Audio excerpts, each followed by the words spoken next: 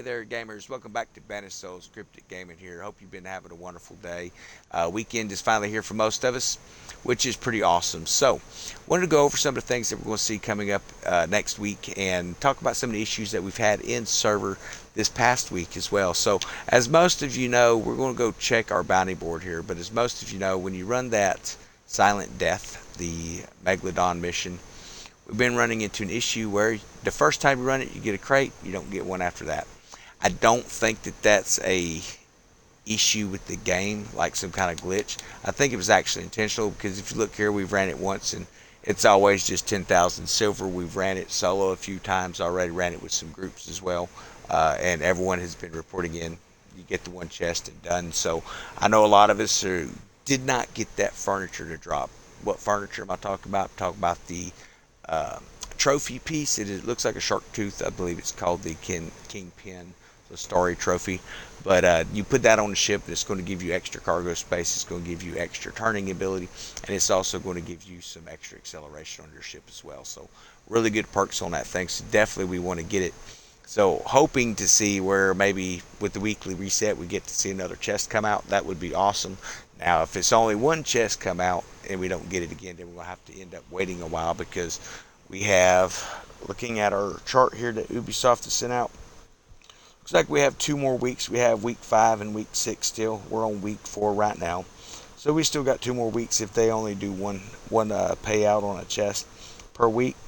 So we still got pretty decent odds of getting it to drop.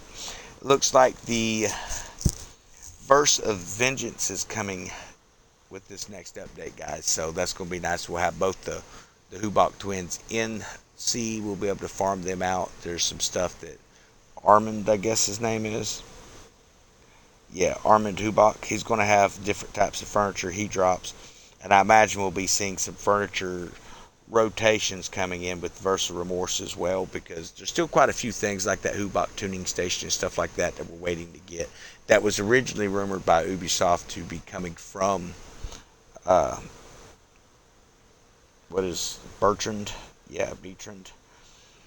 So it's supposed to come from him. We haven't seen that drop yet. I've not heard of any drops of the Hubach tuning station. That is different than the tuning station that you get in the black market. It is a purple furniture, not a blue. So definitely looking forward to getting that one out. That should really help with some of the torpedoes, maybe when you start stacking that stuff, for those of you who are really wanting to run torpedoes on the ships.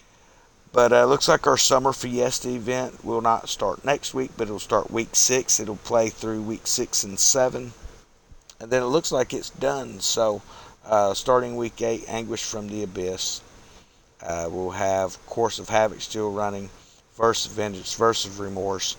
Does look like Tides of Terror event is coming for week 5, so when we come in here on Tuesday morning, we should be able to see La Peste. Tides of Terror, if it holds to what it was in Season 1, La Peste would be spawning, somewhere within the ocean range. We had some spawns over here. He started over here at one point. He's been up in this vicinity. He's been in different locations. But that's what that convoy, I think, is going to look like. We'll be able to fight that Tides of Terror event again. And then, of course, coming in, that'll run for 2 weeks. But coming in week 9, for weeks 9 and 10, we're going to have the Blighted Bastion, which is that mission that we ran over here. Remember the one where we originally had to take La Peste's head? And then they said, well, technically he didn't die from that, so he was back at the beginning. So that was called like the Serpent's Grasp or Serpent's Lair or something like that. But it's going to be in the same vicinity, because this is where the Blighted Bastion actually took place. So we're going to be looking forward to that. Anguish from the Abyss starting week 8, 9, and 10. Then it looks like it's going to be pulled after that, but Jaws of Retribution is starting up at week 9 from what it looks like. So we're going to have that for starting at week 9 all the way to the end of the season pass from what it's looking like here, which it looks like from August 13th through August 21st.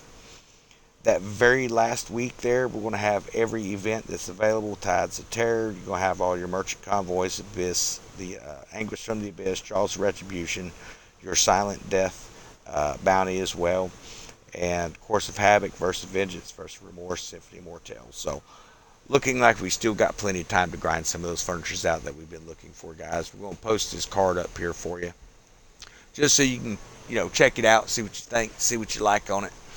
Now, one of the things I have noticed is some of the cards that they've given that tell us where certain furnitures drop are, you know, it's either that they're inaccurate or they just haven't decided when they're going to drop it on that event. So we should be looking for that tuning station from the Hubach twins.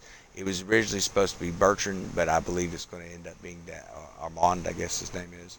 So, definitely look forward to seeing that in game, guys. But yeah, so right now what we are working on, I am currently working on this level 6 snow. I want to bring this up for you just so you can see it. We bring up our stats here. So this is a level 6.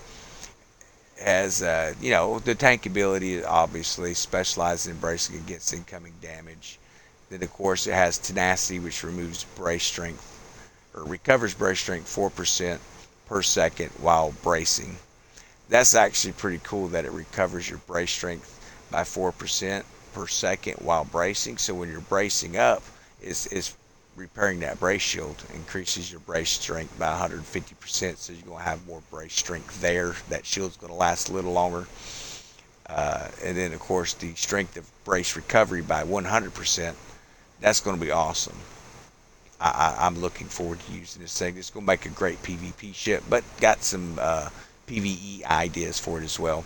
Vindictive, after bracing, increases weapon damage by 20% for 20 seconds. So you're going to be getting some good increases there. Depending on what type of weapons and furniture you use, it can really start to add up on there. You're going to get Deep Blue perk, which is improved turning speed when traversing the seas. Pretty cool stuff.